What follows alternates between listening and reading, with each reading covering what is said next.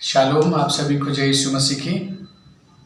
आप सभी को नव वर्ष की बहुत सारी शुभकामनाएं। परमेश्वर का बहुत बहुत धन्यवाद हो आज इस दिन के लिए और इस पवित्र विश्राम दिन के लिए जो परमेश्वर ने हम सभी को दिया है कि हम उसके चरणों में आ सकें, उसकी आराधना कर सकें, महिमा बढ़ाई और जय जयकार कर सकें। हम इस सौभाग्य के लिए परमेश्वर का बहुत बहुत धन्यवाद देते हैं कि परमेश्वर ने 2020 में हम सभी को संभाला और एक बार फिर से मौका दिया कि 2021 के प्रथम रविवार में हम प्रभु के चरणों में आ सकें, उसको धन्यवाद दे सकें। सो हमारे पास समय होगा कि हम लोग शुरुआती प्रार्थना और भजन संगीता के लिए जाएंगे और मैं परमेश्वर के दास पास्टर संजय लाल जी को बुलाना चाहता हूं कि वह आगे आए और हमारी सहायता करें। आज के आराधना में आप सबका स्वागत है। परमेश्वर का धन्यवाद हो कि उसने मुझे और आपको फिर से एक और वर्ष, एक और अवसर और एक और जीवन देकर अपनी महिमा को प्रकट किया। मैं प्रभु यीशु मसीह के नाम से आप सबका आज के आराधना की पुकार में स्वागत करते हुए अनुग्रह और दया की और प्रेम की आशीषों की प्रार्थना करता हूं, क्योंकि आराधना की पुकार में ऐसा लिखा है, फिर मैंने नए आकाश और नई पृथ्वी को देखा, क्योंकि पहला आकाश और पहली पृथ्वी जाती रही और समुद्र भी न रहा। फिर मैंने पवित्र नगर के नए यरूशलेम को स्वर्ग पर से परमेश्वर के पास उतरते देखा और वह उस दुल्हन के समान थी जो अपने पति के लिए श्रृंगार किए हो। फिर मैंने सिंहासन में से किसी को ऊंचे शब्द से कहते सुना कि देख, परमेश्वर का डेरा मनुष्य के बीच में है, वह उनके साथ डेरा करेगा और उनका परमेश्वर होगा। इस रीति से बाइबल में उर्दू जुबान में भी प्रभु की हमद करने के लिए ऐसा लिखा है कि खुदावंत की हमद करो, आसमान पर उसकी हमद करो, बुलंदियों पर उसकी हमद करो, ए उसके फरिश्तों उसकी हमद करो, ए उसके लश्करों उसकी हमद करो, ए सूरज ए चांद उसकी हमद करो, ए नूरानी सितारों सब उसकी हमद करो, ए फलक और अफलाक उसकी हमद करो, और तू भी ए फिजा पर के पानी सब खुदावन के नाम की हमद करे, क्योंकि उसने हुक्म दिया और ये सब पैदा हो गए। उसने उनको अबद अल अबाद काम किया, उसने अटल कानून मुकर्रर कर दिया। जमीन पर से खुदावन की हमद करो, ए अजदाओं और गहरे समुद्रों, ए आग और ओलो, ए बर्फ के कुहारों, ए तूफानी हवाओं जो उसके कमाल की तामील करती है, ए पहाड़ों और टीलों, मेवदारों, दरख्तों और सब देवदारों, ए जानवरों और सब चौपाइयों, रेंगने वाले परिंदों, ए जमीन बादशाहों, सब उम्मतें उमार और जमीन के सब हाकिमों, हे नौजवानों और कुंवारियों, ए बूढ़ों और बच्चों, यह सब खुदावन के नाम की हम करें, क्योंकि सिर्फ उसी का नाम मुमताज है। आइए प्रार्थना करें। खुदावन खुदा, जमीन और आसमान के मालिक, हमारे स्वर्गीय पिता परमेश्वर प्रभु यीशु मसीह, हम तेरा धन्यवाद देते हैं इस नव वर्ष के आराधना के लिए, इस रविवार के लिए प्रभु कि तूने हम सबको इकट्ठा कर कर अपनी हमद करने के लिए, अपनी तारीफ करने के लिए प्रभु सारे कौम को प्रभु ये आवाज दी, ये संदेश दिया, ये वचन दिया कि सब लोग मिलकर उसकी तारीफ और हमद करें। हम तेरा धन्यवाद देते हैं प्रभु इस कलाम के लिए, इन वचनों के लिए प्रभु। तूने हम सबको इकट्ठा कर कर प्रभु इस लायक समझा कि हम प्रभु अपने गीतों के द्वारा, गवाहियों के द्वारा, वचनों के द्वारा, संदेश के द्वारा, प्रार्थनाओं के द्वारा प्रभु तेरी तारीफ करें, तेरी आराधना करें। इसलिए प्रभु मैं प्रार्थना करता हूं जितने लोग इस आवाज को सुन रहे हैं, ऑनलाइन सर्विस में प्रभु भागीदारी कर रहे हैं, उन सबके घर और परिवारों को, जीवनों को प्रभु बहुत आयत की आप आशीष देना, अनुग्रह देना प्रभु। यह नया आकाश और नया दौर और नव वर्ष प्रभु हम सबके जीवनों के लिए एक दर्शन, एक मिशन, एक विशेष आशीष लेकर आए प्रभु, ताकि पिता परमेश्वर ये संसार के लोग सच्चाई और प्रेम में प्रभु तब्दील हो जाए और तेरा अनुग्रह सबके ऊपर आए। आज की आराधना को तमाम प्रभु, इस आराधना के हिस्से को मैं प्रभु यीशु मसीह के नाम से प्रभु आपके हाथों में समर्पित करता हूं और इस प्रार्थना को हमारे उद्धार करता परमेश्वर प्रभु यीशु मसीह के वसीले से मांगता हूं, आमीन। पास्टर संजय जी बहुत बहुत धन्यवाद इस सुंदर भजन के लिए और प्रार्थना के लिए भी। अब हमारे पास समय होगा कि हम लोग वर्शिप टीम के साथ वर्शिप में जाएंगे। मैं बुलाना चाहता हूं वर्शिप टीम को कि वो आगे आए और वर्शिप में हम सभी की सहायता करें।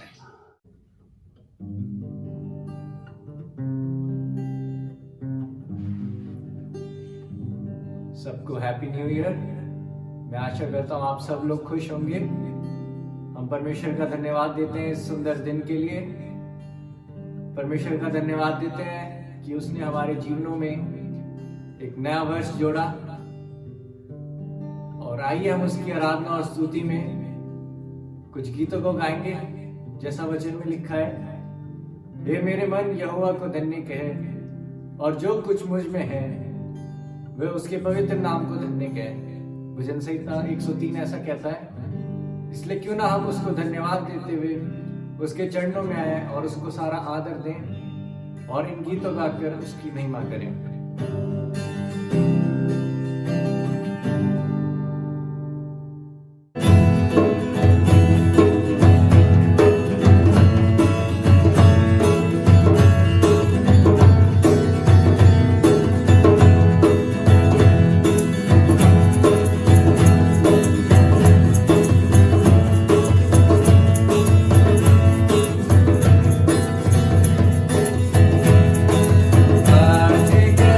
Take a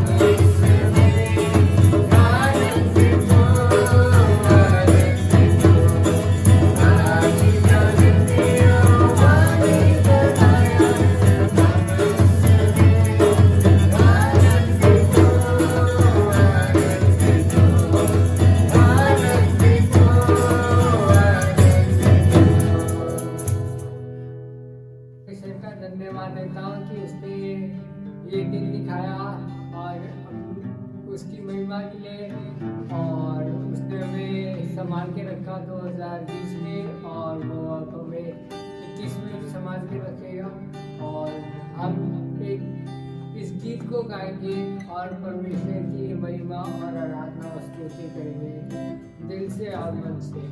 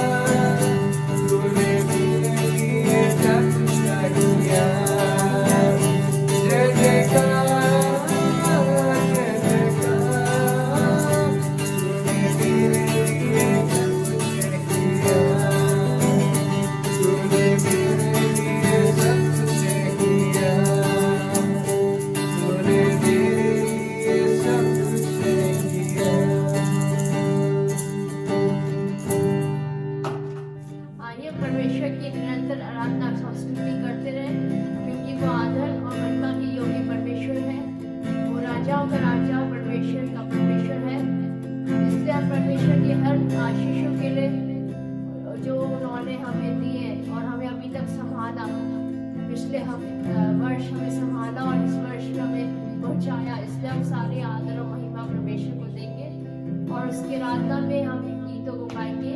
तो आइए हम इस गीत को गाएं और परमेश्वर की आराधना करें।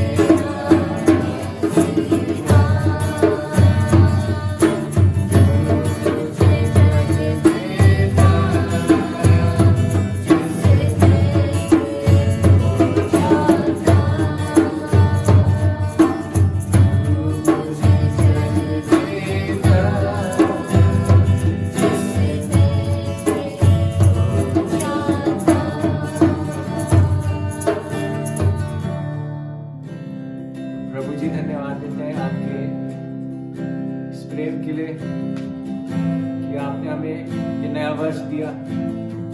होने देना इस पूरे वर्ष हम आपको आप में बने रहें और आप की बातों में और आगे बढ़ सकें। हमारे जीवनों में आप काम करें और हमारे जीवन से आपकी महिमा हो सके। आगे की आराधना को आपके हाथों में सौंपते हुए इस छोटी सी प्रार्थना को आपके यीशु नाम से मांगते हैं, आमीन। सो धन्यवाद वर्शिप टीम के लिए, सुंदर आराधना के लिए परमेश्वर का बहुत बहुत धन्यवाद हो। उन सुंदर गीतों भजनों के लिए जो परमेश्वर की महिमा के लिए गाए गए हैं, हम परमेश्वर का बहुत बहुत धन्यवाद देते हैं। हमारे पास समय होगा कि हम लोग मध्यस्थता की प्रार्थना में जाएंगे और मैं बुलाना चाहता हूँ पास्टर महेश को कि वो आगे आएँ और मध्यस्थता की प्रार्थना में हमारी अगुवाई करें। आइए हम लोग मध्यस्थता की प्रार्थना में चले। आकाश और पृथ्वी के परमेश्वर प्रभु यीशु के नाम से एक बार फिर पिता हम आपके पास आते हैं और आपके नाम की महिमा चाहते हैं और आपके नाम का आदर करते हैं प्रभु जी। प्रभु हम इस समय को हम आपके हाथों में सौंपते प्रभु जी, और जितने तेरे दास भक्त परमेश्वर प्रभु जी ऑनलाइन आराधना में परमेश्वर उन्होंने अपने योगदान दिया है, उन सभी को आप आशीषित करें प्रभु, और आपका नाम जलाल पाए परमेश्वर। पिता परमेश्वर उनके परिवारों पर तेरी आशीष ठहरे, उनके प्रभु जी घर में प्रभु तेरी आशीष ठहरे प्रभु जी। जितने प्रभु भाई बहन परमेश्वर प्रभु जी इस समय प्रभु जी परमेश्वर आज आराधना की, उन सब पर तेरी आशीष ठहरे प्रभु, और जिन्होंने प्रभु जी आज का संदेश दिया प्रभु उन पर तेरी आशीष ठहरे प्रभु जी। और परमेश्वर हम प्रार्थना करते प्रभु जी आज जो गवाहियाँ हुई है प्रभु उसके लिए हम आपको धन्यवाद करते प्रभु जी। और पिता हम प्रार्थना करते प्रभु जी हमारे प्रत्येक भाई बहन पर तेरी आशीष ठहरे प्रभु। और पिता हम प्रार्थना करते प्रभु इसी प्रकार इस ऑनलाइन आराधना के द्वारा प्रभु तेरा राज बढ़े परमेश्वर। ओ प्रभु जहाँ जहाँ पर लोग नहीं जा पाते वहाँ पर ये प्रभु जी परमेश्वर आराधना ऑनलाइन आराधना के द्वारा प्रभु लोगों का जीवन बदले और तेरे नाम की महिमा हो। जितने भाई बहनों ने भाग लिया प्रभु उनको आशीष दे, जो लोग प्रभु इसमें मेहनत करते हैं उस पर तेरी आशीष ठहरे प्रभु। और इस वचन के द्वारा आज की आराधना के द्वारा आज की प्रार्थना के द्वारा प्रभु जी आज सब चीज़ों के द्वारा प्रभु आपको महिमा मिले पिता। आप बड़े हम घटे प्रभु, यीशु के नाम में पिता आपके चरणों में आते हैं। जो बीमार पाए जाते हैं प्रभु आप उनको चंगाई दीजिएगा पिता। हमारे देश में आप अपनी शांति को दीजिए प्रभु, करुणा महामारी से प्रभु हमारे देश को आज़ाद करें प्रभु। और पिता हम प्रार्थना करते हैं हमारे देश पर तेरा अनुग्रह ठहरे, हमारे देश के किसानों पर तेरी आशीष ठहरे प्रभु, उनकी फसलों पर तेरी आशीष ठहरे प्रभु जी। और स्वामी हम विनती करते प्रभु हमारे डॉक्टरों पर तेरा अनुग्रह ठहरे प्रभु जी, कानून व्यवस्था को तेरे हाथों में सौंपते प्रभु, आपके नाम की महिमा होने पाए पिता। आप बड़े हम घटे। धन्यवाद प्रभु, तुम्हारी प्रार्थनाओं को सुनकर हाँ और आमीन में जवाब देता है, आमीन। धन्यवाद पास्टर महेश इस प्रार्थना के लिए। हमारे पास अब समय होगा कि हम लोग परमेश्वर के वचन में जाएंगे और परमेश्वर के वचन को सुनेंगे। मैं बुलाना चाहता हूँ मिस्टर पीटर मार्क को कि वो आगे आए और परमेश्वर के वचन से हम सभी को आशीषित करें। जीवित और दयालु परमेश्वर हमारे प्रभु यीशु मसीह राजाओं का राजा, धन्यवाद करते हैं प्रभु यीशु मसीह के नाम में आज के बहुमूल्य समय के लिए कि प्रभु यीशु मसीह ने हम पर रहम किया, जीवितों की ज़मीन पर रखा, पूरा साल संभाला और नए साल में हमको प्रवेश कराने जा रहा है। और जब प्रभु यीशु मसीह ने अपने अनुग्रह से मुझे और आपको नए साल में प्रवेश कराने जा रहा है, तो आइए उसकी महिमा में होकर एक वचन पढ़ेंगे भजन संहिता 30। देखिए दाऊद क्या कहता है 30 में, दूसरी और तीसरी आयत हम लोग पढ़ेंगे। हे मेरे परमेश्वर यहोवा, मैंने तेरी दुहाई दी और तूने मुझे चंगा किया है। दाऊद ने परमेश्वर की महानता को जाना, दाऊद ने परमेश्वर की सामर्थ को जाना, दाऊद ने जाना कि ये जमीन आसमान का रचने वाला है। तब उसने लिखा है, क्या लिखा है? हे मेरे परमेश्वर यहोवा, मैंने तेरी दुहाई दी और तूने बड़ा चमत्कार किया कि मेरे जीवन में मुझे क्या कर दिया? चंगाई दी। आगे पढ़ के लिखा है, हे यहोवा, तूने मेरे प्राण को अधोलोक में से निकाला है। मेरे प्राण को अधोलोक में से बचाया। अधोलोक का मतलब है नरक में से बचाया है। दाऊद ने परमेश्वर की महानता को जाना, उसकी ग्रेटनेस को जाना, उसकी सामर्थ को जाना। तो क्या कहता है? मैंने दुहाई दी, तूने मुझे चंगा किया।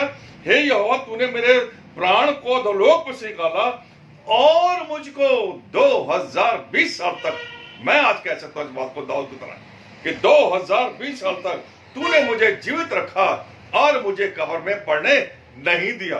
इसका मतलब यह है कब्र में डालने का अधिकार केवल परमेश्वर के हाथों में है। इसलिए नीति वचन 9:10 में लिखा है, हे मेरे बालकों याद रखना, मेरे द्वारा तुम्हारा जीवन बढ़ाया जाता है। अय्यूब 10:12 में कहता परमेश्वर, मेरी चौकसी के द्वारा तुम्हारा जीवन बचता है। और परमेश्वर की चौकसी है कि अभी तक मैं और आप चंगे हैं, भले चंगे हैं, जबकि हिंदुस्तान नहीं, पूरी दुनिया के हालात अच्छे नहीं हैं, कोरोना की वजह से हाहाकार मचा हुआ है। लेकिन दाऊद के उन वचनों को मैं और आप कह सकते हैं कि प्रभु मैं तेरा धन्यवाद करता हूं, जब मैंने तुझे पुकारा तब तूने मुझे चंगा किया और तूने मेरी दुहाई को सुना और मेरे प्राणों को नरक में, हम थे नरक में जब मैं यीशु मसीह को नहीं जानता था। मैं अपने लिए कह सकता हूं, जब मैं यीशु मसीह के नाम को नहीं जानता था, उसके बखान नहीं कर सकता था, उसकी सामर्थ के बारे में मैं नहीं जानता था, मैं कह सकता हूं एक समय वो था जब मैं नरक में था। लेकिन प्रभु यीशु मसीह ने मुझे नरक में से निकाला और उससे बढ़कर परमेश्वर ने मुझे जीवित रखा, उससे बढ़कर कब्र में पड़ने से बचाया है। कब्र में डालने का सारा अधिकार परमेश्वर के हाथों में। लेकिन जिस परमेश्वर ने ऐसे बड़े बड़े काम मेरे और आपके जीवन में किए हैं, आखिर परमेश्वर मुझसे आपसे क्या चाहता है, उसकी इच्छा मेरे आपके जीवन से क्या है? तो पढ़िए लूका का 12 बाब, देखिए हम लोग निकालते रहे साथ साथ। लूका का 12 बाब उसकी 47 में देखिए परमेश्वर क्या चाहता है जब वो मेरे आपके ऊपर दया करता है, जब वो मेरे आपके ऊपर अनुग्रह करता है, जब वो मुझे आपको संभालता है, जब मुझे आपको बचाता है, तो परमेश्वर की इच्छा क्या है अब मेरे आपके जीवन से। 47 पढ़िए, क्या लिखा? वह दास जो अपने स्वामी की इच्छा जानता हम था। कभी ना भूलें, हम परमेश्वर के दास हैं, हम परमेश्वर के सेवक हैं, हम परमेश्वर की सेवा करते हैं। दास का मतलब है अपने आप को नीचा करना। यीशु मसीह ने जमीन और आसमान का मालिक होने के बाद भी अपने आप को फिलिपियों 2:5 के अनुसार 0/0 बना लिया।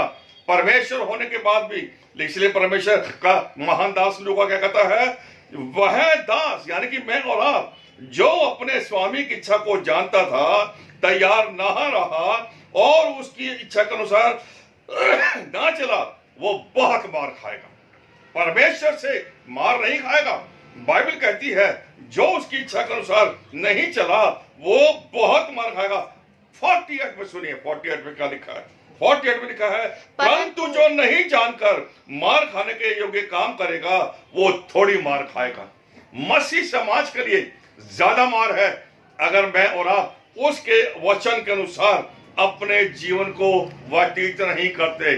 बाइबल कहती है जो दास अपने स्वामी की इच्छा को जानता था और तैयार ना रहा।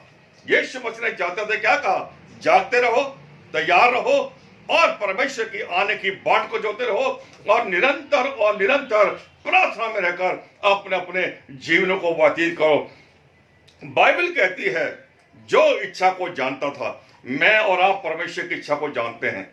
मैं और आप जो मसीह लोग हैं, प्रभु यीशु मसीह की इच्छा को जानते हैं। उसकी इच्छा क्या है? पहला तीमुथियुस 2:4 में देखिए क्या लिखा है, और प्रभु यीशु मसीह की इच्छा यह है। बहुत ही शानदार बात पौलुस रसूल ने वहां पर लिखी है। पहला तीमुथियुस 2:4 में लिखा है, और प्रभु यीशु मसीह की इच्छा यह है, रहने दीजिए, और प्रभु यीशु मसीह की इच्छा यह है। क्या इच्छा है? कि तमाम के तमाम लोगों का उद्धार हो जाए। यह है परमेश्वर का दर्द। उसकी इच्छा पहला तीमुथियुस 2:4 लिखा है, और प्रभु यीशु मसीह की इच्छा यह है कि तमाम लोगों का उद्धार हो जाए और वो लोग जो है सत्य को जाने। सत्य कौन है? सत्य क्या है? बाइबल कहती है, प्रभु यीशु मसीह ने कहा यूहन्ना 14:6 में, सत्य मैं हूं, मार्ग में हूं और जीवन में हूं। सबका कर्ता यीशु मसीह है। वो चाहता है, उसकी इच्छा यह है कि तमाम के तमाम लोगों का उद्धार हो जाए। और दूसरा पतरस 3:9-10 में लिखा है, और परमेश्वर की इच्छा यह है, और प्रभु यीशु मसीह की इच्छा यह है कि एक भी आत्मा नाश ना हो। यह है परमेश्वर के दिल का दर्द। जो परमेश्वर जमीन और आसमान का करता है, उसके बारे में दूसरा पतरस 3:10 में लिखा है, वो नहीं चाहता, उसकी इच्छा नहीं है कि हम में से एक भी नाश, बल्कि उसकी इच्छा क्या है? कुलसियों का 3 बाब देखो, उसमें कुलसियों का 3 बाब में क्या लिखा है? उसकी इच्छा क्या है? पौलुस रसूल ने जब परमेश्वर की महानता को जाना, पौलुस रसूल ने जब परमेश्वर की ग्रेटनेस को जाना, उसने पत्रियां लिखी, 13 पत्रियां। कुलसियों की पत्री उसका 3 का पहले हाथ में देखिए वहां पे क्या लिखा है।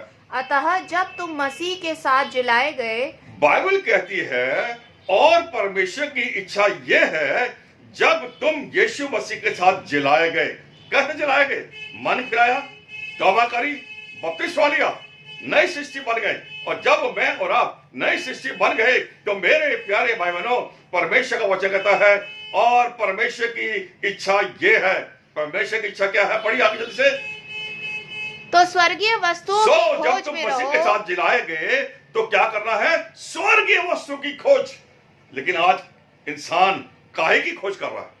बाइबल कहती है हमको स्वर्ग के राज्य की। जब हम लोगों ने यीशु मसीह को जान लिया, जब मैंने और आपने यीशु मसीह की इच्छा को जान लिया, पहचान लिया, तो बाइबल कहती है हे मेरे बालकों, जब तुम मसीह के साथ जिलाए गए हो तो स्वर्गीय वस्तु की खोज में लगे रहो। यहाँ मसीह यीशु जो है वो क्या है?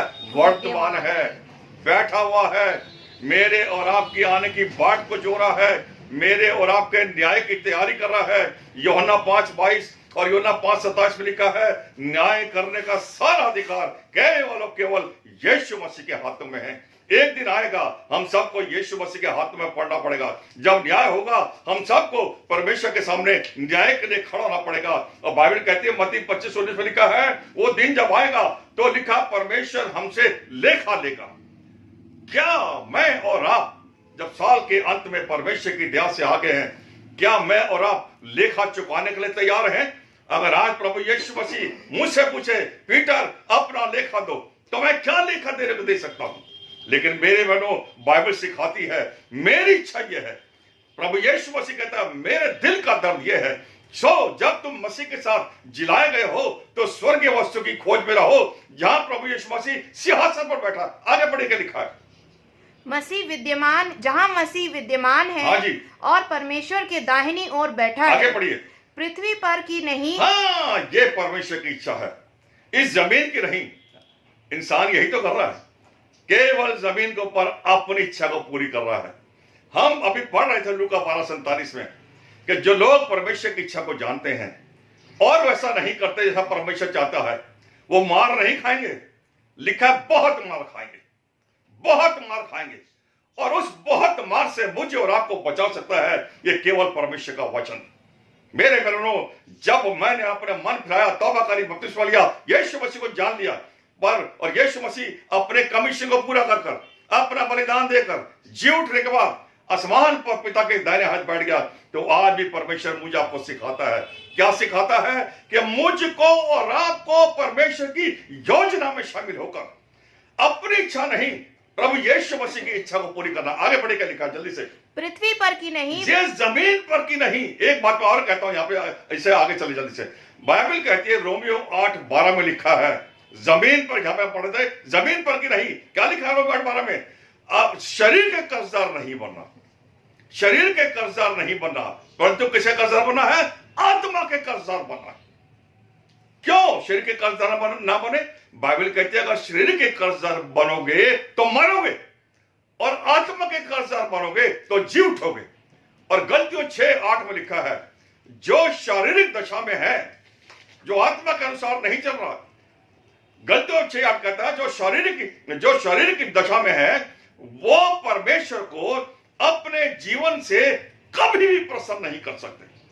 अगर मैं और आप चाहते हैं कि परमेश्वर मुझसे आपसे प्रसन्न हो जाए और मैं और आप परमेश्वर की इच्छा को पूरी करें, तो मुझे और आपको पृथ्वी पर की नहीं, परंतु पढ़िए जाके, परंतु स्वर्गीय वस्तुओं पर ध्यान लगाओ, की खोज में रहना है।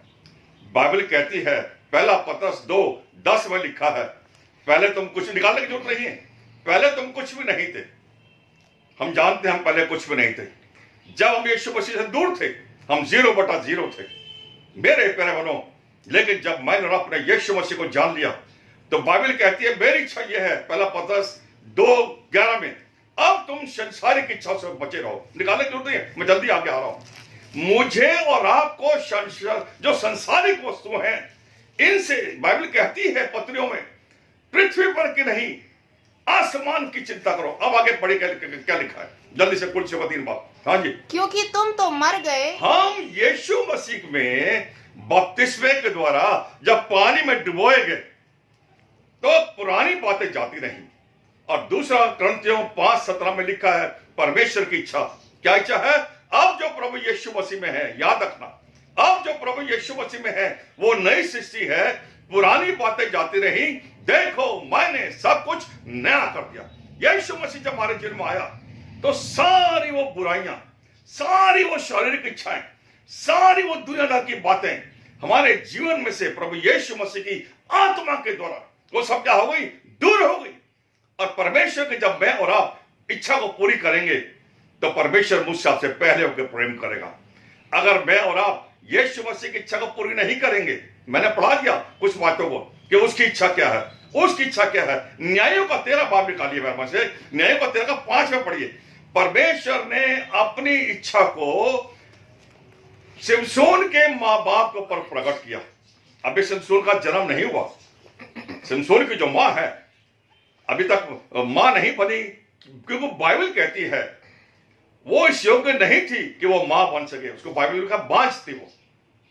लेकिन मेरे प्यारों, इसी बांझ को मैं आज अपने लिए कह सकता हूं, मेरा जीवन ऐसा ही था, खुदा से दूर, बांझ के समान, कोई हैसियत नहीं, कोई जीवन नहीं, कोई जीवन में शांति नहीं, कोई जीवन में आनंद नहीं। लेकिन मुझ जैसे बांझ इंसान पर परमेश्वर ने दया करी, मुझे उठा के खड़ा करा अपनी महिमा के लिए।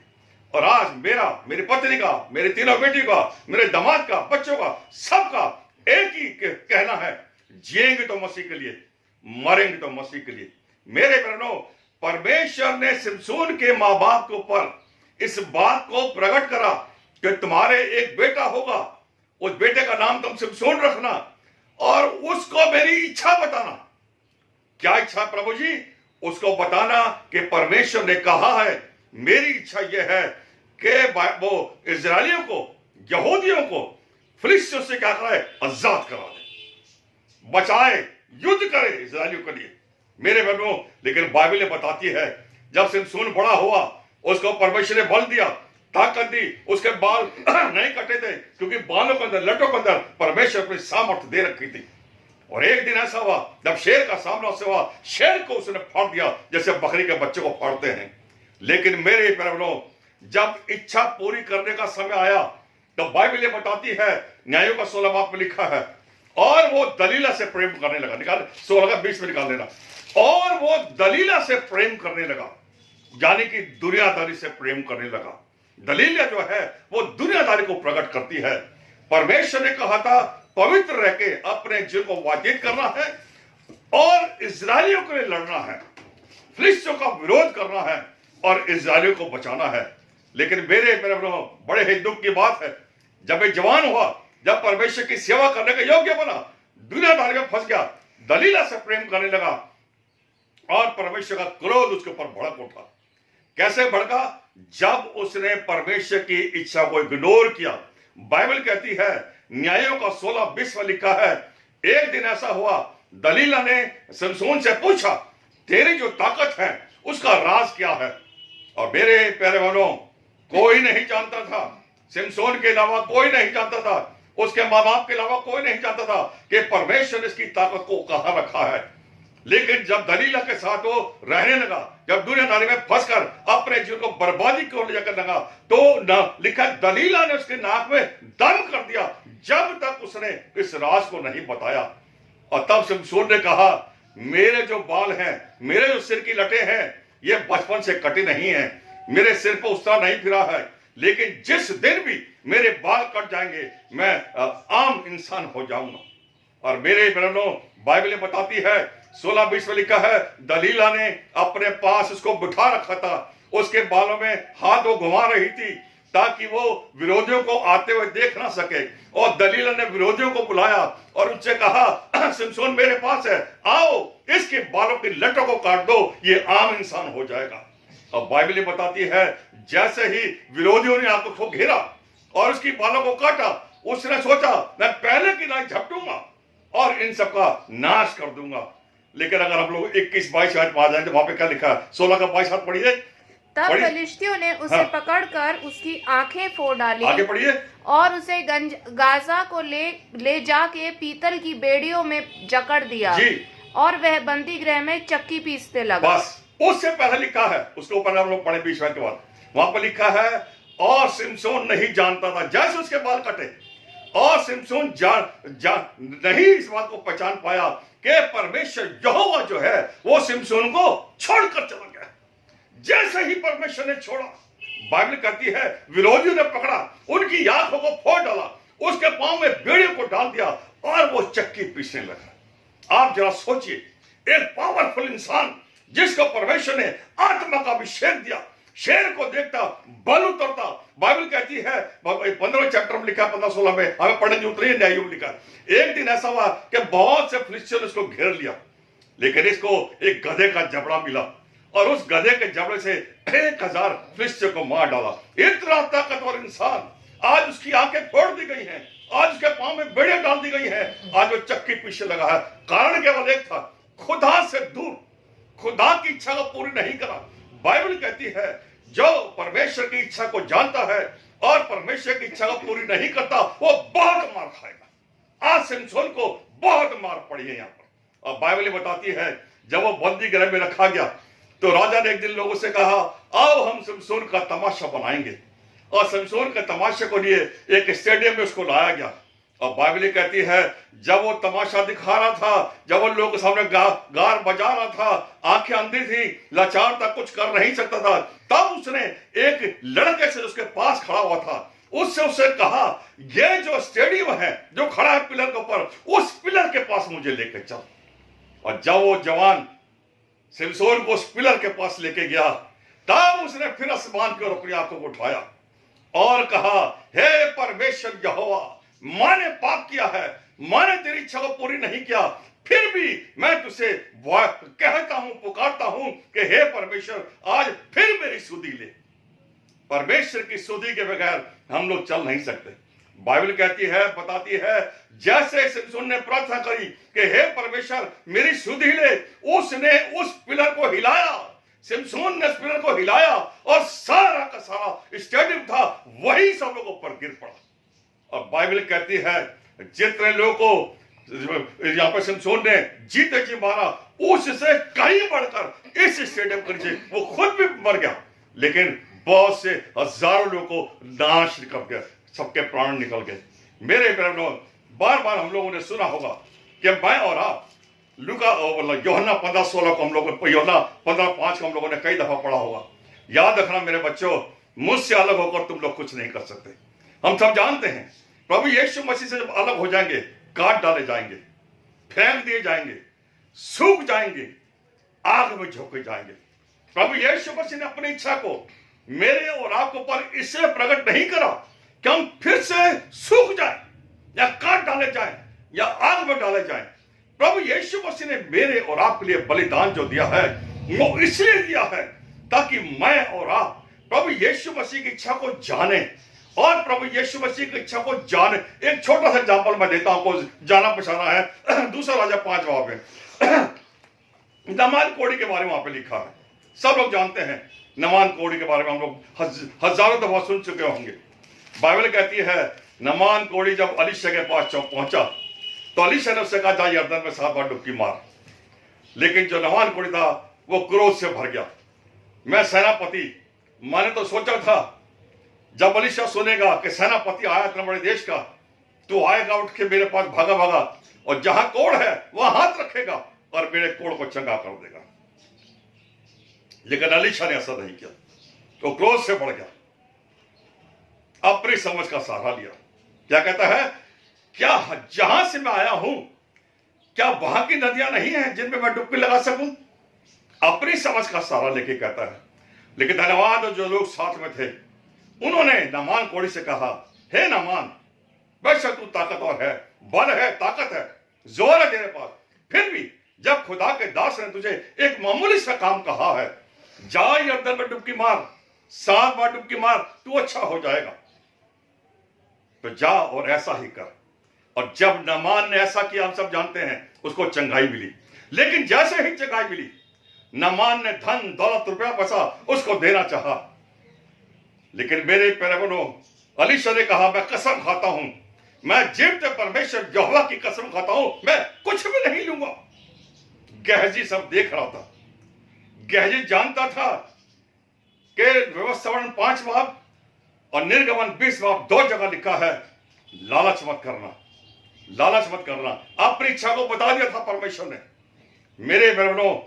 लेकिन दूसरा राजा 5:19 में लिखा है, गहजी ने जब उन लोगों को वापस जाते हुए देखा, वो कहता है, मैं यहोवा परमेश्वर की कसम खाता हूं, मैं नहीं छोड़ूंगा। अलीशा ने तो छोड़ दिया, खुदा के दास ने तो छोड़ दिया, लेकिन मैं नहीं छोड़ूंगा। मैं पीछे जाऊंगा, मैं पीछे भागूंगा, उसके निकट पहुंचूंगा और उसे डिमांड करूंगा। और जैसे ही वो नामान के पीछे दौड़ा, जिसको चंगाई दी थी परमेश्वर ने, बाइबल बताती है नामान रथ में से नीचे उतर आया और अली इसको गहजी से कहा, आए गहजी, कहिए हम क्या कर सकते हैं आपके लिए। तब गहजी ने झूठ बोला। और याद रखिएगा, बाइबल कहती है झूठे लोग परमेश्वर के राज्य का अधिकारी नहीं हो सकते। एक बहुत बड़ा दंड है झूठ बोलने पर। यहां गहजी खुदा के दास के साथ 24 घंटे रहता था, बड़े बड़े चमत्कारों को देखता था, फिर भी उसने झूठ बोला। मेरे बहनों, और नामान क्योंकि आनंदित था चंगाई को पाने के बाद, बहुत धन दौलत उसको दे दिया। लेकिन मेरे बहनों, जब वो धन दौलत लेके वापस आया, पहाड़ के पीछे छुपा दिया।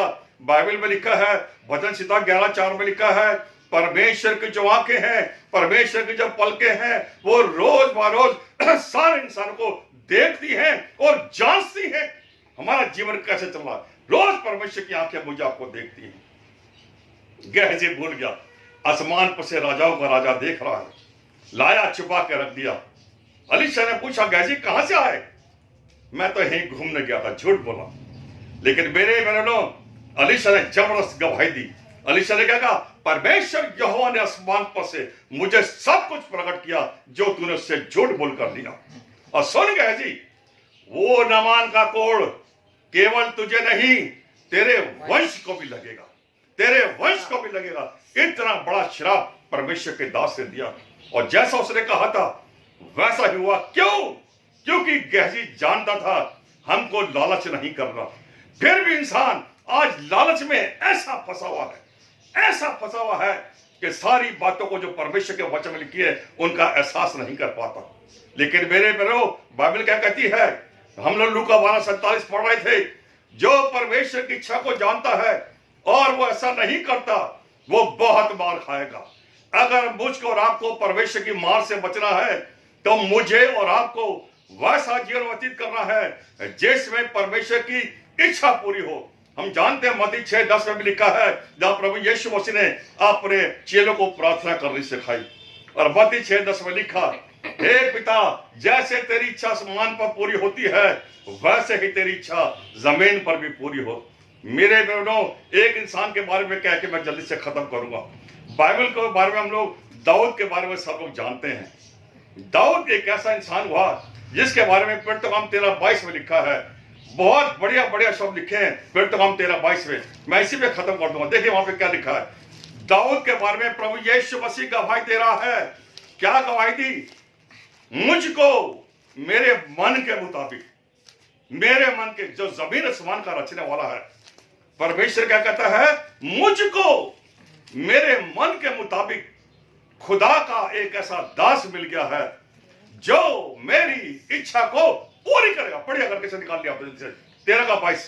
फिर उसे अलग करके दाऊद को, पहले परमेश्वर ने दाऊद को अलग किया।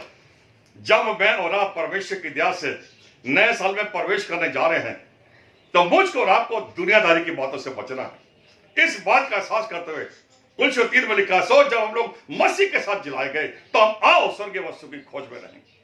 दाऊद को चुना और दाऊद को चुन के क्या किया, उसको अलग किया। जैसे ही अलग किया, अब सुनिए परमेश्वर का वचन आगे क्या कहता है।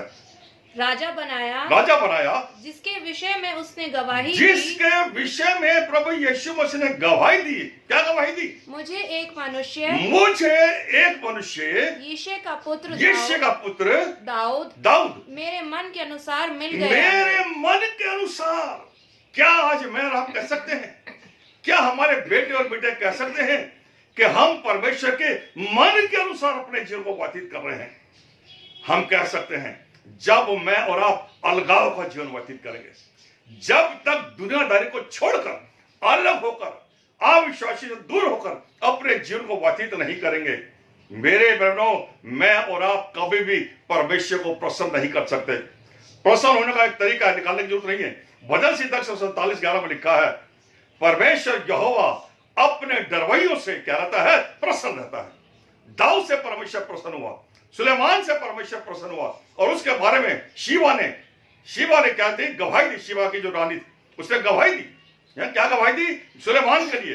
पहला राजा 10:9 में लिखा, निकालने की जरूरत नहीं है, वहां पर लिखा है, धन्य है सुलेमान तूने परमेश्वर को ऐसा प्रसन्न किया कि उसने तुझे इजराइल का बादशाह बना दिया। अगर मैं और आप कुछ बनना मांगते हैं, अगर मेरे आपके बाल बच्चे कुछ बनना मांगते हैं, तो मेरे प्यारे बहनों, मुझे और आपको पहले परमेश्वर की इच्छा को जानना होगा। दाऊद एक मामूली सा चरवाहा था, हम सब लोग जानते हैं। मैं और आप जानते हैं कि दाऊद एक मामूली सा चरवाहा भेड़ों को चराने वाला था। भजन से तो 18 निकाल कर रखना, बस आप तुम ये देखो, बाइबल कहती है उस मामूली से चरवाहे को दाऊद, परमेश्वर ने क्या कहा? ये मेरे मन के मुताबिक है और ये वो है जो मेरी इच्छा को क्या करेगा? पूरी करेगा। मेरे बहनों, लेकिन बाइबल ये बताती है, एक दिन ऐसा आया पोतीफर की पत्नी को उसने अपना कर लिया, अपने पास रख लिया। परमेश्वर का क्रोध भड़क उठा, और जब परमेश्वर यहोवा का क्रोध 89 वर्ष था, जब परमेश्वर का क्रोध दाऊद के ऊपर भड़क गया, तो बाइबल कहती है 2 शमूएल 12:9 में नातान ने कहा, आए दाऊद, तूने पाप किया, तूने पोतीफर को मरवा दिया और तूने पोतीफर की पत्नी को अपना कर लिया। परमेश्वर की इच्छा क्या थी? बाइबल में लिखा है, और 20 में, 5 बाब में और न्याय का 20 बाब में 2 जगह लिखा है कि तू किसी की स्त्री का लालच मत करना। तूने परमेश्वर की इच्छा को टाल दिया। मैंने कहा ये मेरे मन के मुताबिक है, जो मेरी इच्छा को पूरी करेगा, लेकिन तूने परमेश्वर की यानी कि मेरी इच्छा को क्या करा? टाल दिया। अब क्या होगा? ये बालक ना बचेगा। और मेरे प्यारे बहनों, परमेश्वर का जो क्रोध था वो दाऊद के ऊपर भड़क उठा। जिस दाऊद से परमेश्वर ने कहा था, क्या कहा था? 18 का जब पढ़िए मेहरबान से, 3री और 4थी आयत में क्या लिखा है? भजन संहिता 18 का 3 और 4 जोर से पढ़िए। तूने कहा है परमेश्वर, तूने कहा, मैंने अपने चुने हुए से वाचा बांधी मैंने अपने चुने हुए से वाचा बांधी है, मैंने अपने दास दाऊद से शपथ खाई मैंने है। अपने दास दाऊद से कसम, खुदा कसम खा रहा। आप जरा देखिए, खुदा कसम खा रहा है दाऊद से, एक मामूली सा इंसान। लेकिन जब दाऊद परमेश्वर के साथ चलने लगा, जब दाऊद परमेश्वर को प्रेम करने लगा, तो खुदा बाप ने कहा, क्या कहा? पढ़िए जी। मैं तेरे वंश को सदा स्थिर तेरे वंश को सदा स्थिर रखूंगा, सदा स्थिर रखूंगा। आज दुनिया डामाडोल है? लेकिन मुझे और आपको परमेश्वर का क्या वादा है? अगर मेरे अनुग्रह में बने रहोगे, मेरी इच्छा के अनुसार चलोगे, मेरी इच्छा को पूरी करोगे, मैं कसम खाता हूं, मैं तुम्हारे वंश को संभालूंगा। और भी कुछ लिखा, जल्दी पढ़िए। और तेरी राजगद्दी को पीढ़ी तेरे राज्य बनाए को रखूंगा। पीढ़ी दर पीढ़ी कोई तेरे सामने खड़ा नहीं हो सकता। मैं कसम खाता हूं, तेरे राज्य को कोई हिला नहीं सकता। और कुछ लिखा था, पढ़िए। हे यहोवा, स्वर्ग में तेरे अद्भुत काम की और पवित्रों की सभा में तेरी सच्चाई की प्रशंसा होगी। बस इतना काफी है। तेरी प्रशंसा होगी। इसका 35 पढ़िए। तेरी प्रशंसा चारों ओर हो रही है। और फिर दाऊद से क्या कहा? 35वीं आयत में, एक बार मैं अपनी पवित्रता की शपथ खा चुका जी, मैं दाऊद को कभी धोखा ना दूंगा। मैं परमेश्वर यहोवा। दाऊद जो है एक मामूली इंसान है, लेकिन क्या कह रहा है? पहले वंश के लिए कसम खाई, मैं तुम्हारे वंश को आशीष दूंगा अगर तुम मेरी इच्छा को पूरी करोगे। और मैं कसम खाता हूं, परमेश्वर ने यहोशू से भी कहा था कि हे यहोशू, जैसे मूसा मेरे साथ साथ चला, अगर तू वैसे ही मेरे साथ साथ चलेगा, मैं तुझसे वादा करता हूं, मैं तुझे कभी धोखा नहीं दूंगा। मैं तुझे कभी धोखा नहीं दूंगा, तेरे को लिए चलूंगा और तुझे मैं सफल बना दूंगा। और दाऊद से कह रहा है, पढ़िए, जल्दी हम खत्म करेंगे फिर। 35 हाँ, 35 में। एक बार मैं अपनी पवित्रता की शपथ खा चुका हूँ। जी। मैं दाऊद को कभी धोखा ना दूंगा। जी। उसका वंश सदा सर्वदा रहेगा। उसका वंश सदा सर्वदा रहेगा। और उसकी राजगद्दी सूर्य के समान मेरे सम्मुख ठहरी रहेगी। बस इतना काफी। तेरा राज्य जो है, दाऊद मैं कसम खाता हूं, तेरा राज्य जो है वो कभी भी डामाडोल नहीं हो सकता। कसम खाई। और आखिरी बात, यशायाह का 61 का 9, मेरा समय खत्म हो गया। यशायाह का 61 बाब उसके 9वीं आयत में, मेरे और आपके वंश के लिए परमेश्वर बहुत सी बातें हैं, लेकिन समय थोड़ा है। 61 की 9 देखिए, वहां पे क्या लिखा है, जिस जगह तुम लोग रहते हो, अगर मेरी इच्छा को पूरी करोगे तो मैं तुमसे वायदा करता हूं। वायदा क्या है? 61 की 9 में पढ़ने जा रहा हूं फटाफट ताकि समय बच जाए। उनका वंश, यानी कि मेरा और आपका वंश, जिन्होंने परमेश्वर की इच्छा को जाना और जिन्होंने परमेश्वर की इच्छा को माना, बाइबल कहती है उनका वंश जाति जाति में और उनकी संतान देश देश के लोगों के बीच में प्रसिद्ध होगी। मेरे और आपके बाल बच्चे अगर परमेश्वर की इच्छा के अनुसार नए साल में प्रवेश करने के बाद पुरानी बातें छोड़ देंगे, परमेश्वर की इच्छा के अनुसार अपने जीवन को व्यतीत करेंगे, दाऊद से जिस परमेश्वर ने वादा किया वही परमेश्वर मेरा आपका है। वो क्या कहता है? यहाँ पर कहता है तुम्हारे वंश को मैं जाति के देश में प्रसिद्ध करूंगा और जितने लोग भी तुम्हारे वंश को देखेंगे पहचान लेंगे और क्या कहेंगे, ये वो वंश है जिसको परमेश्वर यहोवा ने आशीष दी है। मेरे को और आपको, मेरे और आपके वंश को अगर मैं और आप चाहते हैं कि परमेश्वर मुझे और आपको आशीष दे, मेरे और आपके वंश को परमेश्वर आशीष, मेरे प्यारे बहनों, जिस परमेश्वर ने दाऊद से बड़े बड़े वादे किए, उसी परमेश्वर प्रभु यीशु मसीह ने, यहोवा ने मुझसे आपसे वादा किया है। यशायाह का 61 बाब उसके 9वें है, क्या लिखा है? उनका वंश जाति जाति में और उनकी संतान देश देश के लोगों के बीच में प्रसिद्ध होगी। मेरे आपके बाल बच्चे प्रसिद्ध होंगे। और क्या लिखा है? जितने तुम्हारे वंश के लोग देखेंगे वो पहचान लेंगे और कहेंगे ये वो वंश है जिसको परमेश्वर यहोवा ने आशीष दी है। लेकिन कब? जब मैं और आप परमेश्वर की इच्छा को पूरी करेंगे। बाइबल कहती है, लूका 12:47 में लिखा है, जो कोई परमेश्वर की इच्छा को जानता है और ऐसा नहीं करता वो बहुत मार खाएगा। बहुत मार से खाने से बचाने के लिए प्रभु यीशु मसीह ने अपना बलिदान दिया। आइए उसके बलिदान का एहसास करते हुए, आइए उसके कोड़ों की मार का एहसास करते हुए जिए तो मसीह के लिए, मरे तो मसीह के लिए, और अपनी इच्छा नहीं प्रभु यीशु मसीह की इच्छा को पूरी करें। Praise the Lord, God bless you, आमीन। यीशु धन्यवाद पीटर मार्क जी सुंदर वचन के लिए। परमेश्वर आपको बहुत आशीष दे। हमारे पास समय होगा प्रभु भोज में जाने के लिए और टेस्टमनीज के लिए। हम बुलाना चाहते हैं परमेश्वर के दास रेवरेंड साइमन चंद्र जी को कि वो आगे आए और प्रभु भोज में हम सभी की सहायता करें। आप सभी को प्रभु यीशु मसीह के नाम से नवजीवन चर्च की तरफ से आप सभी को नया साल बहुत बहुत मुबारक हो। आइए हम परमेश्वर के वचन से उसकी मेज के निकट आएंगे। हमारे लिए, सबके लिए आदर की बात है कि परमेश्वर ने जो अनुग्रह, जो आशीषें हमें रखी हैं कि हम उसकी मेज के निकट आकर के अपने मनों को तैयार करें और प्रभु से आशीष प्राप्त करें। आइए हम प्रभु के वचन को सुने। यहाँ पे इस प्रकार से लिखा है, क्योंकि ये बात मुझे प्रभु से पहुंची और मैंने तुम्हें भी पहुंचा दी कि प्रभु यीशु ने जिस रात वो पकड़वाया गया, रोटी ली और धन्यवाद करके रोटी तोड़ी और कहा, ये मेरी देह है जो तुम्हारे लिए है, मेरे स्मरण के लिए यही किया करो। इसी रीति से उसने ब्यारी के पीछे कटोरा भी लिया और कहा, ये कटोरा मेरे लहू में नहीं बाचा है, जब कभी पियो तो मेरे स्मरण के लिए यही किया करो।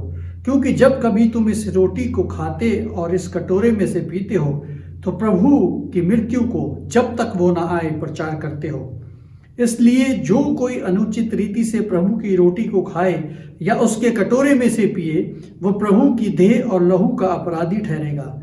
इसलिए मनुष्य अपने आप को जांच ले और इस रीति से इस रोटी में से खाए और इस कटोरे में से पिए, क्योंकि जो कोई खाते पीते समय प्रभु की देह को ना पहचाने, वो इस खाने और पीने से अपने ऊपर दंड लाता है। इसी कारण तुम में से बहुत से निर्बल और रोगी हैं और बहुत से सो भी गए। यदि हम अपने आप को ठीक से जांचते तो दंड ना पाते। प्रभु के वचन के पढ़े और सुने जाने पे आशीष हो। आइए हम रोटी के लिए प्रार्थना करेंगे इस वक्त, और मैं चाहूँगा कि हम अपने परिवारों में जिसका बैप्टिज्म हुआ है और वो परिवार का बड़ा है, वो अपने स्थान में खड़े हो जाएंगे और अपने जो रोटी हमारे सम्मुख है हम उस रोटी को अपने हाथ में लेंगे और प्रार्थना करेंगे। आइए प्रार्थना करें। अनुपम अनुग्रहकारी दयालु परमेश्वर, हम तेरा धन्यवाद देते हैं। तूने जो प्रयोजन हमारे लिए किया, तूने प्रभु अपने देह को हमारे लिए तोड़ दिया, ताकि प्रभु जी तेरे देह के तोड़े जाने के द्वारा, तेरे बलिदान के द्वारा हमारे पाप क्षमा किए जाएं। इसलिए प्रभु जी मैं अपने लिए, अपने परिवार के लिए, पूरी कलीसिया के लिए, पूरे नवजीवन चर्च के लिए और जितने भाई बहन प्रभु जी आज इसमें इस नव वर्ष में प्रभु जी सम्मिलित होने के लिए आए हैं, ओ प्रभु जी सबके लिए प्रभु जी तुझसे क्षमा मांगता हूँ, तुझसे अनुग्रह मांगता हूँ और प्रभु जी तेरा धन्यवाद देता हूँ कि तूने अपनी देह को हमारे लिए तोड़ दिया, तूने अपनी देह को हमारे लिए बलिदान कर दिया। प्रभु हम इस बलिदान को ग्रहण करते हैं, हम परमेश्वर के इस प्रयोजन को ग्रहण करते हैं बड़ी श्रद्धा और भक्ति के साथ। जब हम इसको लेते हैं और प्रभु जी इसको अपनी ज़िंदगी में उतारते हैं, होने दे प्रभु जी तेरा जीवन, तेरा स्वभाव हमारे अंदर आए, हमें प्रभु जी पापों से छुटकारा मिले, हमें जय दे और विजय दे प्रभु जी। इसलिए इस रोटी के ऊपर आशीष देना, जितने लोग इसमें शामिल होते हैं सब के घर परिवार और बाल बच्चों को तू आशीष देना। वाचा जो तूने हमसे बांधी है प्रभु जी, होने दे इस वाचा के मजबूत होने के द्वारा हम तेरे आशीर्वाद को प्राप्त कर सके। धन्यवाद के साथ प्रार्थना यीशु मसीह के नाम से मांगते हैं, आमीन। हम इस रोटी को बांटेंगे और एक दूसरे को देंगे और हम रोटी को खाने का इंतज़ार ना करेंगे। जैसे आपको रोटी मिलती है आप उसको प्रार्थना के साथ ग्रहण कर सकते हैं अपने अपने स्थानों में। तब तक हमारे बीच में एक गीत हमारे बीच में आएगा जिसको हम सुनते हुए मनन करते हुए प्रभु का धन्यवाद देते रहें। आइए हम रोटी में सहभागी हों।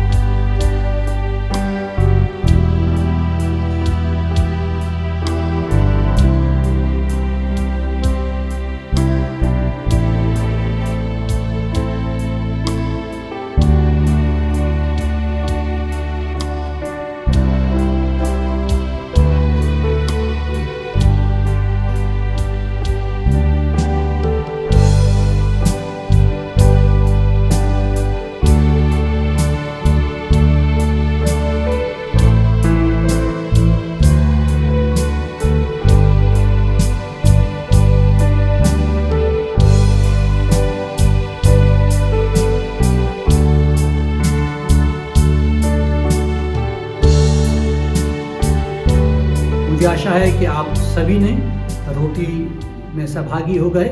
इसलिए आइए हम इस समय प्याले के लिए प्रार्थना करेंगे और इसलिए आप उस प्याले को अपने हाथ में ले लीजिए। हम प्रार्थना में जाएं। प्रभु हम इस प्याले के लिए भी धन्यवाद देते हैं क्योंकि तूने प्रभु जी अपना लहू इसलिए बहाया ताकि हमारे पाप क्षमा हो जाए। प्रभु यीशु मसीह मैं अपने लिए, अपने परिवार के लिए, पूरी कलीसिया को प्रभु तेरे क्रूस के तले लाके कहता हूँ प्रभु यीशु तो अपने लहू से हम सबको धो के पाक और साफ कर दे। ये वर्ष हमारे लिए प्रभु एक नया वर्ष बने प्रभु जी, एक पवित्रताई के जीवन में जीने का वर्ष बने प्रभु जी, तेरी महिमा करने का वर्ष बने। इसलिए हम सबको अपनी सामर्थ देना, उस क्रूस की सामर्थ से हम सबको प्रभु जी स्पर्श करके हमारे गुनाहों को क्षमा करके हमें जीवन जीने के लिए अनुग्रह कर दीजिए। हमें आशीष दे दीजिए। जितने इस प्याले में शामिल होने वाले हैं सबको, घर को, परिवार को, हमारे बाल बच्चों को, सबको आशीष दे दीजिए। प्रभु हमें जयवंत बनाइए और पवित्र कीजिए। धन्यवाद के साथ प्रार्थना यीशु मसीह के नाम से मांगते हैं, आमीन। आइए हम इस प्याले को लेंगे और आपस में बांटेंगे और पिएंगे, इसको ग्रहण करेंगे और फिर से उस गीत के माध्यम से हम प्रभु की आराधना करेंगे। और जब आप सब ले लेंगे, गीत समाप्त हो जाएगा, हम उसमें अंतिम प्रार्थना में फिर से जाएंगे।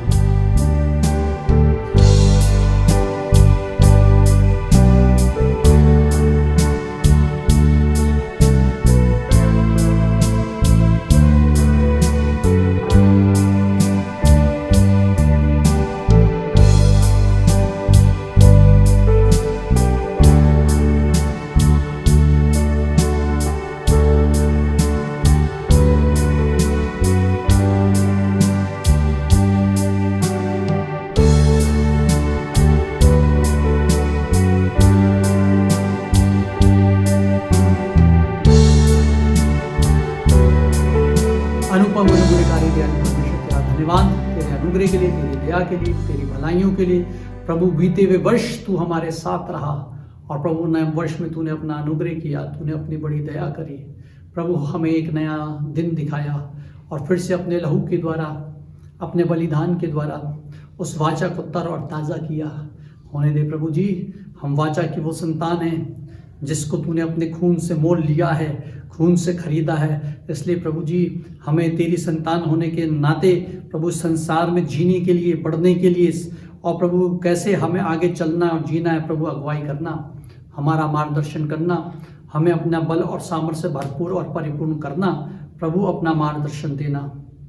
प्रभु तेरी कलीसिया को और तेरे लोगों को, विश्वव्यापी कलीसिया को प्रभु हम तेरे पास लेके आए। प्रभु तेरी अगुवाई मांगते हैं, प्रभु तेरी सामर्थ्य मांगते हैं, प्रभु तेरी दया मांगते हैं प्रभु। और हम कहना चाहते हैं, तेरे बिना हम कुछ नहीं, तेरे बिना हम कुछ नहीं। प्रभु हमारी सहायता कर और प्रभु हमें तुझ में चलना और जीना सिखा। हम में से हर एक को आशीष देना। ये वर्ष हम सब के लिए, कलीसिया का और कलीसिया के एक एक सदस्य के लिए, सबके लिए आशीष का कारण बने। धन्यवाद के साथ प्रार्थना यीशु मसीह के नाम से मांगते हैं, आमीन। आप सबको जय मसीह की। प्रभु आपको बहुत बहुत आशीष दे। आप सबके लिए ये नव वर्ष मंगलमय हो सके। प्रभु आप सबको आशीष दे। जय मसीह की। धन्यवाद पास्टर जी, सुंदर समय के लिए जो प्रभु भोज में हम सभी के साथ बिताया गया, हम उसके लिए प्रभु का धन्यवाद देते हैं। आपका भी। अब हमारे पास समय होगा कि हम लोग एक ऑफरिंग यानी दान के लिए गीत सुन लेंगे और मैं बुलाना चाहता हूँ पास्टर प्रेम और उनकी फैमिली को कि वो आगे आए और सुंदर गीत के द्वारा प्रभु की महिमा करें। आप सबको जय मसीह की। प्रभु यीशु मसीह के नाम में आपका फिर से इस नए वर्ष में स्वागत है। परमेश्वर ने भी पिछले वर्ष पूरे संभाल के रखा, उसका धन्यवाद हो। और आज उसने फिर एक बार हमें मौका दिया है हम आज की आराधना में शामिल हो सके। और वक्त आ गया है मेरे प्यारों कि हम अपने अपने दान को समर्पित करेंगे। और जो प्रभु ने आपको आशीष दी है या जो प्रभु ने आपको दिया है, उसमें से निकाल के जो भी आप प्रभु के लिए डालें, दें, समर्पित करें, उसे पूरे समर्पण के साथ और पूरे परमेश्वर के चरणों में उसको समर्पित करें मेरे प्यारों। आइए, हम जब ये दान डाला जाता है, आप जब सब लोग अपने अपने स्थान में, चाहे अपने घरों में हो, चाहे कलीसिया में हो, चाहे जहां भी हो, जब आप ये दान समर्पित करते हैं, उस समय हम एक गीत को गाएंगे और मैं और मेरा परिवार मिलके इस गीत को हम गाने जा रहे हैं। सो आप लोग भी हमारे साथ इस गीत को गा सकते हैं। आइए हम प्रभु की महिमा करते हुए, दान को समर्पित करते हुए इस गीत को गाएंगे।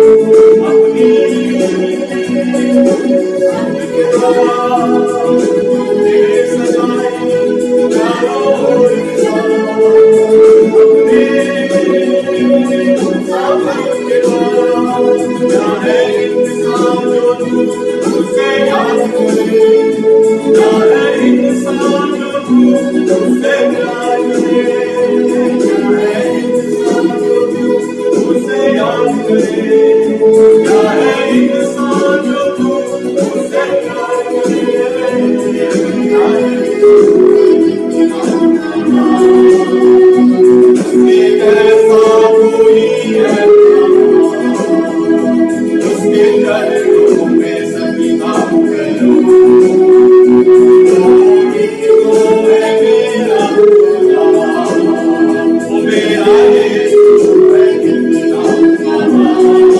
उसके जैसा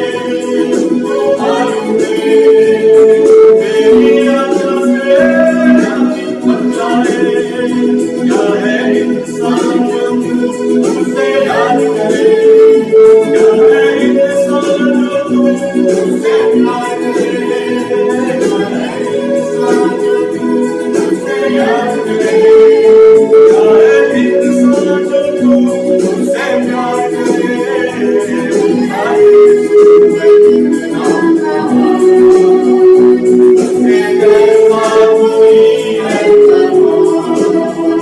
उसके चरणों में सजदा करो, कोई तो है मेरा खुदा, वो मेरा यीशु है कितना महान, उसके जैसा कोई है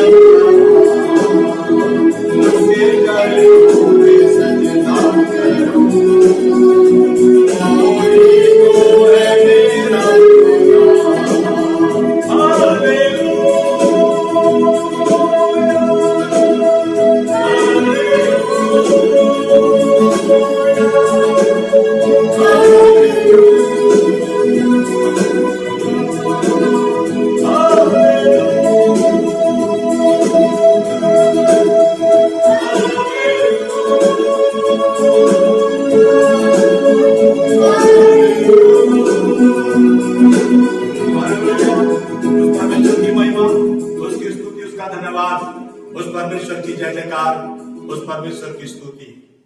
धन्यवाद पास्टर जी सुंदर गीत के लिए। परमेश्वर की महिमा हो। सुंदर गीत के द्वारा हमारे पास समय होगा दान के लिए, प्रार्थना करने के लिए, ऑफरिंग प्रेयर के लिए, और मैं पास्टर देवराज जी को बुलाना चाहता हूं कि वो आगे आए और दान के लिए प्रार्थना करें।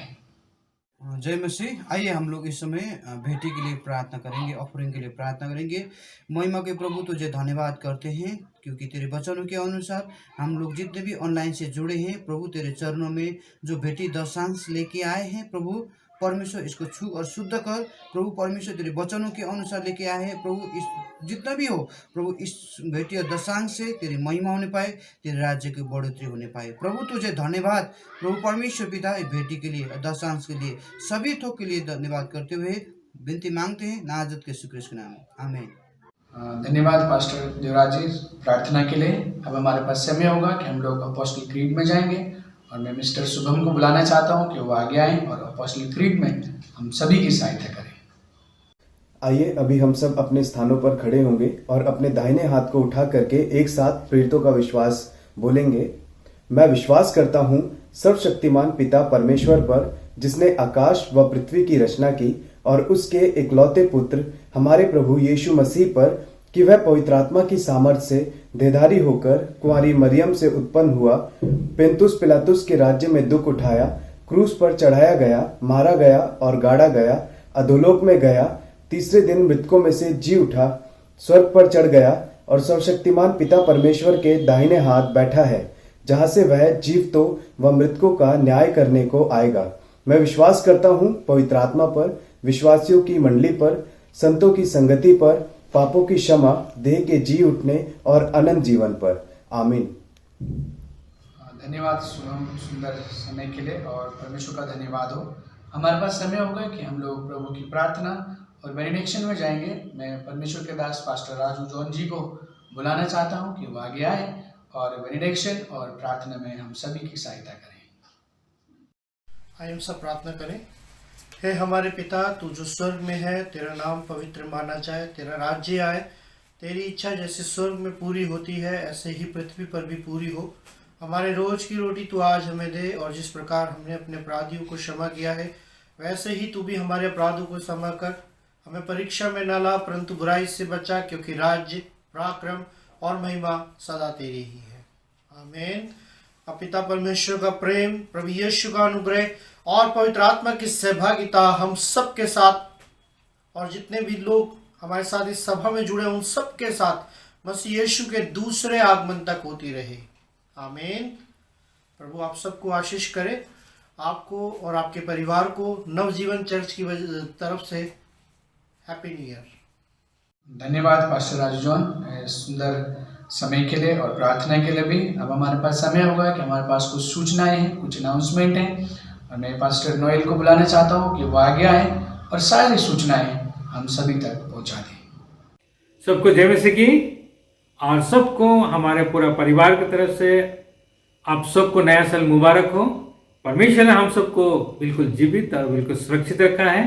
पिछले साल बहुत सारे मुश्किलें था, लॉकडाउन और बहुत सारे प्रॉब्लम्स, लेकिन परमेश्वर ने हमको 2001 में प्रवेश कराया है, इसलिए परमेश्वर का हम लोग धन्यवाद देना चाहिए। और ये सब कुछ जो है विश्वासियों के लिए होता है, प्रार्थना से ही हम लोग जयवंत होते हैं, इसलिए प्रभु यीशु मसीह को हम धन्यवाद देते रहना चाहिए। और आज जो हमारे पास में कलीसिया का कुछ विशेष अनाउंसमेंट है, और वो मैं बताना चाहूँगा कि हमारे कलीसिया के जो आराधना का समय रहेगा 10:30 बजे, जैसे होते आ रहा है ऐसा होते रहेगी।